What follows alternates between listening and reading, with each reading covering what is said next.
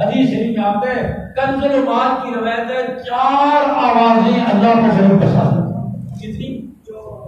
4 آوازیں اللہ کو بڑی پسند. آپ صلی اللہ علیہ وسلم نے فرمایا مؤذن کی اذان کی آواز اللہ کو بڑی پسند. مؤذن جب اصلی اذان کہتا ہے اور اصلی اذان کہاں سے شروع ہوتی ہے؟ اللہ اکبر.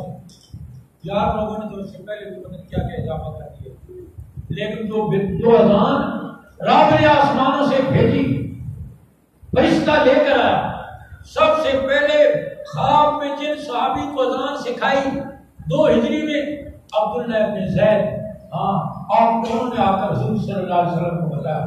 آپ کے مؤذن عبداللہ ابن ام مکتوم, ابو محذورہ, بلال, انہوں نے جو اذان کہی حضور صلی اللہ علیہ وسلم کے زمانے میں خلفائے راشدین کے دور میں 30 سالہ دور میں جو اذان ہوتی رہی وہ کہاں سے شروع ہوتی تھی؟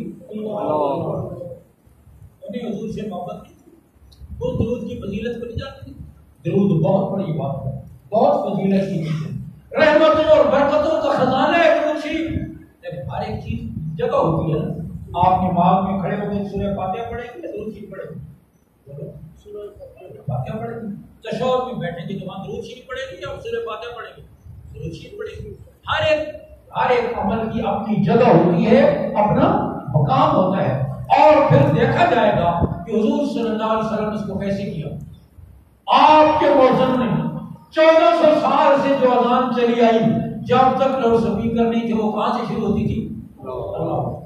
اور ابھی بھی رمضان میں اکثر جگہ پر ٹھیک ہوتی ہے. مؤذن کو پتہ ہوتا ہے کہ لڑکی کروں گا تو تھوڑے ختم ہو جائیں گے, اب بھی وہ ٹھیک اذان کہتے ہیں. تو اصلی اذان جب مؤذن کہتا ہے اللہ اکبر سے, فرمایا یہ اذان کی آواز اللہ کو بڑی پسند ہے. اور دوسرے نمبر پر فرمایا حج یا عمرہ کرنے والا کفن جیسی چادر لپیٹ کر لبیک اللہم لبیک لبیک لا شریک لک لبیک ان الحمد والنعمت لک والملک لا شریک لک تلبیہ پڑھتے ہوئے چل پڑتا ہے. یہ تلبیہ کی آواز اللہ کو بڑی پسند.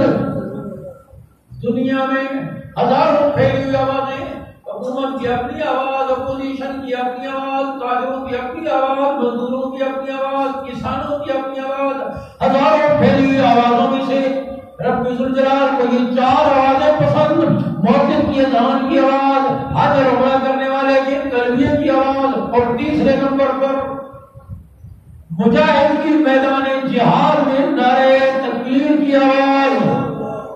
بولو, مغرب نے تو آج دہشت گردی کہہ کے جہاد اور دہشت گردی کو خلق رکھتا ہے. آج مسلمان جہاد کا نام لیتے ہی شرماتا ہے کہ مجھے دہشت گرد نہ قرار دیا جائے. حضور صلی اللہ علیہ وسلم نے فرمایا الجہاد ماضی الی یوم القیامہ, جہاد قیامت تک باقی رہے گا. جس تیرے نبی نے فرمایا الجنت تحت ظلال السیوف, جنت تلواروں کی سائے کے نیچے ہے, اور آپ صلی اللہ علیہ وسلم نے ساری زندگی غزوات میں شرکت فرمائی. حضرات صحابہ کرام نے, آج یہود و نصارہ نے, دین کے دشمنوں نے اتنا پروپیگنڈا کیا جہاد کے خلاف, اتنا پروپیگنڈا کیا کہ آج ممبر پر مولوی بھی جہاد کا نام لیتے ہی گھبراتا ہے کہ مجھے دہشت گرد نہ قرار دیا جائے. مسلمان جہاد کا نام لیتے ہوئے, حالانکہ حضور صلی اللہ علیہ وسلم نے فرمایا دین اسلام کی ترقی کی بنیاد جہاد ہے.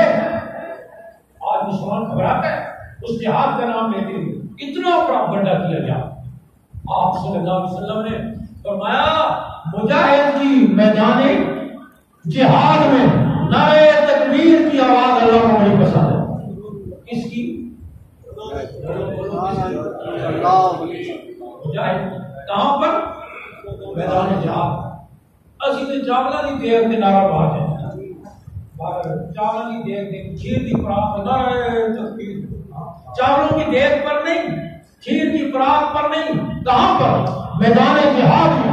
مجاہد کی میدان جہاد میں نعرہ تکبیر کی آواز اللہ کو بڑی پسند. اور چوتھے نمبر پر فرمایا قرآن مجید کی تلاوت کی آواز, قرآن کی تلاوت کی آواز اللہ کو بڑی پسند. آج وہ ساری آوازیں موت پڑ گئی. اس کی جگہ دوسری اذان ہوتی ہے, آواز بلند ہوتی ہے, کان کی چون نہیں ریگتی. اور حج عمرہ کرنے والے بھی وہاں کے لوگ کہتے ہیں پہلے گونجتا تھا مکہ تلبیہ کی آواز سے, اب وہ ساری باتیں حاضر کرتا ہے لیکن تلبیہ نہیں پڑھتا. تلبیہ سے معلوم رہتا ہے. اور اسی طریقے سے میدان جہاد میں اس کے جانے کو دل نہیں کرتا, سنتا ہے. کسی مولوی صاحب نے جہاد کی فضیلت بیان کی نا تو سن کر مقتدی کہنے کا بڑا دل کرتا کشمیر جا کے شہید ہو جائیے, پر وہ رانی سے نہیں مارتا. اگر سروں نہ مارنا تھوڑا زندہ بھی رہے, تھوڑا شہید بھی ہو جائے تو بڑی مزے کی بات ہے. آج ہم اس طریقے سے گھبراتے. فرمایا حضور اقدس صلی اللہ علیہ وسلم نے یہ تلبیہ کی آواز اللہ کو بڑی دعا کرو اللہ ہم سب کو نصیب فرمائے, بار بار نصیب فرمائے, ہماری زبان پر یہ ترانہ آئے, اس حال میں ہم جائیں. اور فرمایا حضور اقدس صلی اللہ علیہ وسلم نے کہ ہر قدم پر یہ حاجی اللہ کے مہمان ہیں, ہم ضیوف الرحمان, یہ اللہ کے مہمان ہیں. اور فرمایا ان پر رحمتیں بارش سے زیادہ برستی ہیں. پھر فرمایا مکہ مکرمہ میں جس شہر میں حج کے مناسک ادا کیے جاتے ہیں, حج کے مناسک کا تعلق تو مکہ شہر سے یا باہر تھوڑا فاصلے پر عرفات ہے, مزدلفہ ہے, منا ہے, باقی حرم کے اندر صفا اور مروہ ہے, اور اسی طریقے سے بیت اللہ کا طواف ہے. ہر عمل اللہ کے ہاں بہت معلوم. حضور اقدس صلی اللہ علیہ وسلم نے فرمایا 120 رحمتیں ہر وقت بیت اللہ پہ نازل ہوتی ہیں, 60 طواف کرنے والوں کے لیے, 40 عبادت کرنے والوں کے لیے, اور 20 ان کے لیے جو بیٹھے بیت اللہ کو دیکھتے رہتے ہیں. آپ غور کریں زمزم, حضور اقدس صلی اللہ علیہ وسلم نے فرمایا زمزم پینا الگ عبادت ہے, دیکھنا الگ عبادت ہے. پہلے تو میں نے عرض کیا نا 4 آوازیں اللہ کو بڑی پسند ہیں. دوسری حدیث یہ 4 چیزوں کا دیکھنا اللہ کو بڑا پسند ہے. وہ کون سی 4 چیزیں؟ آپ صلی اللہ علیہ وسلم نے فرمایا بیت اللہ کا دیکھنے عبادت. دوسرے نمبر پہ میرے آقا نے فرمایا زمزم کے پانی کا دیکھنا عبادت, پینا الگ عبادت اور دیکھنا. تیسرے نمبر پر میرے آقا نے فرمایا والدین کے چہرے کا دیکھنا عبادت.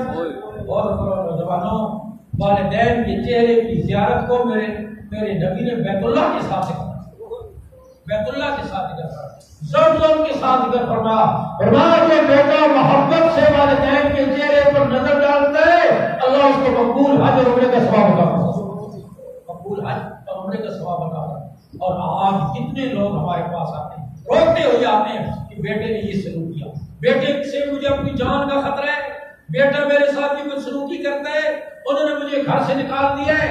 وہ غلیظ تہذیب آج جس کی ہم دل دادا ہے, وہ تہذیب ہمارے گھروں میں, ہماری معاشرت میں سرایت کرتی جا رہی ہے.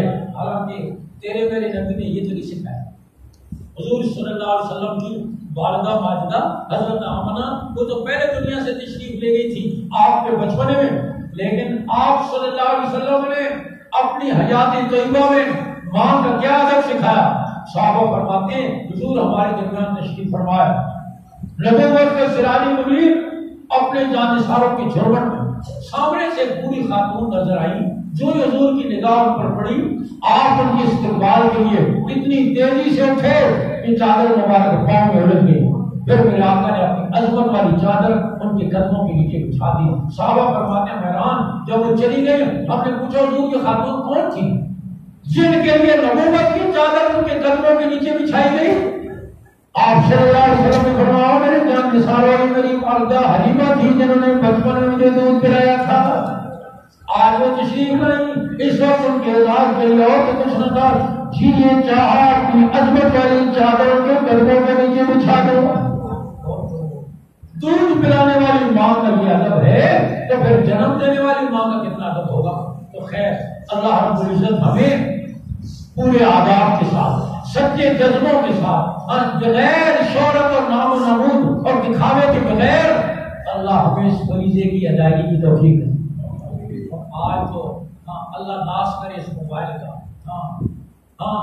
ہم طواف کر رہے ہوتے ہیں, لوگ میرے ساتھ ایک طواف کر رہا تھا, موبائل نکالا ہوا اور پاکستان ڈھونڈ کر ہے 6واں چکر ہے میرا طواف تھا کہ میں تمہیں بڑا یاد کر رہا ہوں.